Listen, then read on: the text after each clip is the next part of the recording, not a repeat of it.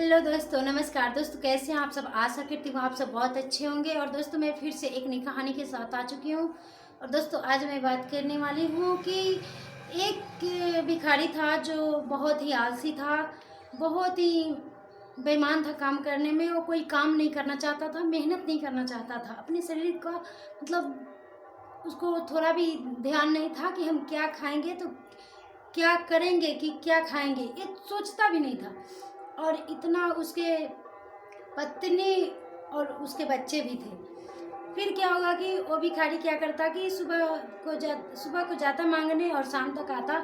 जो मांग कर खिलाता वही खाता और अपने बच्चों को खिलाता, पत्नी को खिलाता। इतना करते करते उसको कुछ दिन बीते। फिर वो व्यक्ति गया गांव घूमने और उसे गांव वाले दे भी देते थे। कुछ दिन के बाद क्या हुआ कि वो व्यक्ति फिर से गांव में गया सुबह को घूमने, भिक्षा मांगने। तब भी क्या हुआ कि उसके गांव में किसी ने भिक्षा नहीं दिया, सिर्फ दो व्यक्ति ने भिक्षा दिया। एक ने गेहूं दिया और दूसरा ने 2 रोटी दिया।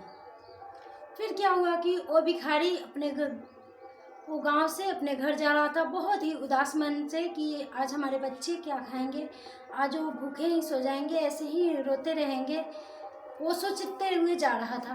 तभी क्या हुआ कि गांव से लौटा तो रास्ते में एक बूढ़े व्यक्ति से मुलाकात हुई उसकी, जो बहुत ही बूढ़े थे। वो मतलब चल फिर जल्दी नहीं सकते थे और वो बहुत भूखे थे।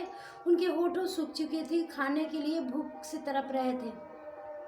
तभी ये भिक्षुक देखा तो इसको दया आ गई। फिर सोचा कि अगर हम इसको दे देंगे तो हमारे बच्चे क्या खाएंगे, वो भी तो हमारे राह देख रहे होंगे। इतना सोचते हुए वो आगे बढ़ा।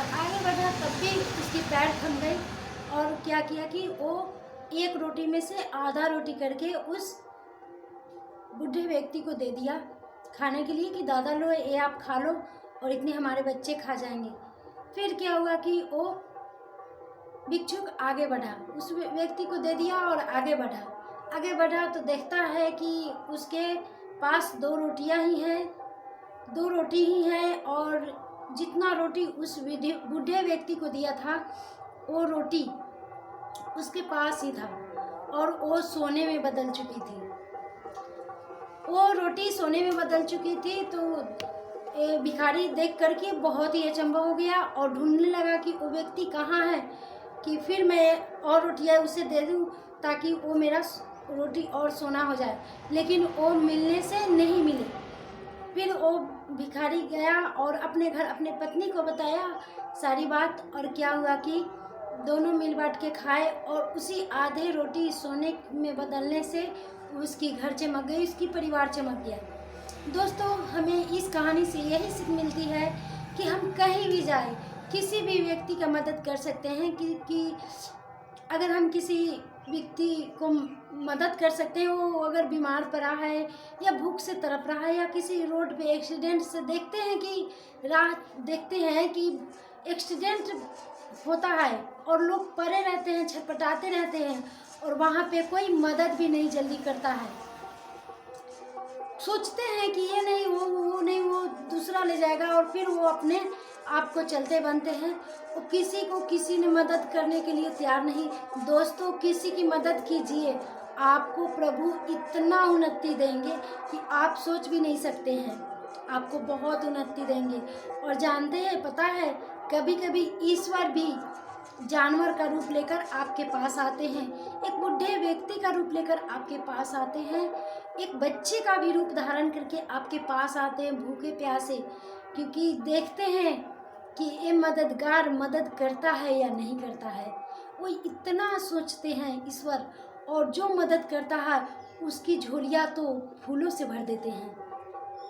वो धन्य हो जाता है व्यक्ति जो ईश्वर की मदद करता है, जो गरीबों की मदद करता है। वो व्यक्ति धन्य है जो किसी राहगीर का मदद करता है, बीमार पड़ता है, किसी जानवर का मदद करता है, किसी जानवर को प्रेम भाव देता है, भूख उसका मिटाता है।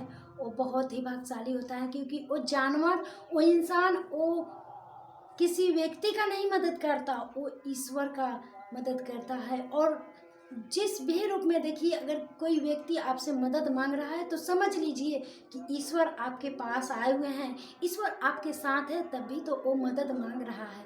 दोस्तों हमारी वीडियो कैसी लगी आप सब कमेंट में बताइएगा please. So thank you for watching. मेरे वीडियो को फुल वॉच दीजिएगा।